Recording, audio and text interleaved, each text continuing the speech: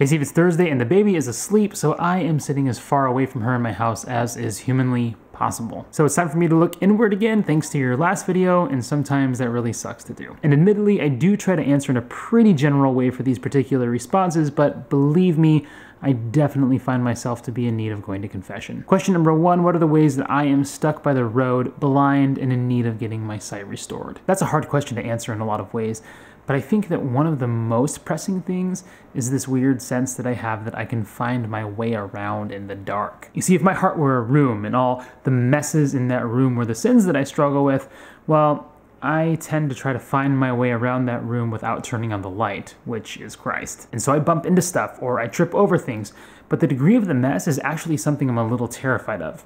So in some ways, I think I'd actually rather stumble around in the dark. Because when I'm in the dark, it's easy enough to justify the stumbling. Like, hey, everybody has problems. But if I were to really do the work of turning to Christ, of turning on the light, then honestly, I'm a bit scared to see what's there. In my core, I know I'm not the nice, good person that I like to think that I am, and I'm terrified to see the depth of that reality. So part of what keeps me in the dark is that I don't have to confront what I see if I don't turn on the light. St. Isaac the Syrian said that it is a greater miracle to know oneself as one is than it is to raise the dead.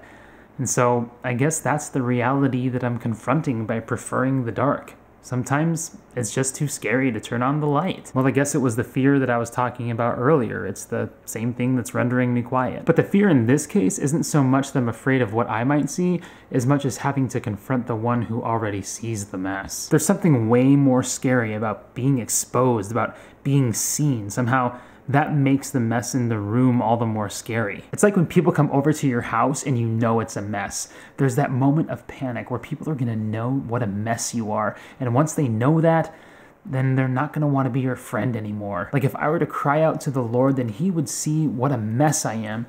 And that would just be too much shame. And that shame hits particularly hard because somebody else sees the squalor in my heart. Somebody else knows the mess that I live with on a daily basis. And I think that's where I try to deal with the dark, but it's hard to clean up a mess in the dark.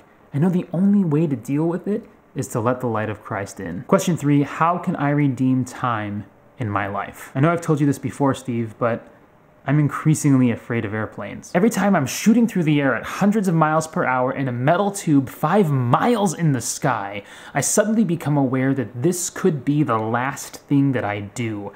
I suddenly become very aware of my own mortality. And when I do, I remember St. Isaac the Syrian's warning to not waste this life in vain pursuits, and I suddenly become aware that that's exactly what I've done when I'm moments away from death. I spend so much time worrying about my future or what people think of me, or I just waste time goofing around watching dumb cat videos on YouTube. But if I even had close to an inkling of the reality that this life was given to me for repentance, for turning toward Christ and letting his light shine in my heart, then I don't think that I would waste another second of it. Or maybe I would. Maybe that's the thing. Maybe I am aware and still waste my time. Precious time that I could spend repenting or drawing near to family and friends or spending time with my children and loving them instead of being so consumed with myself. Instead of simply checking out and going inward, I'm sure that I can work on being a light to those around me by just stopping with the wasting of time and start with the redeeming of it. All right, Steve, that's all I got, and I'll see you on Monday.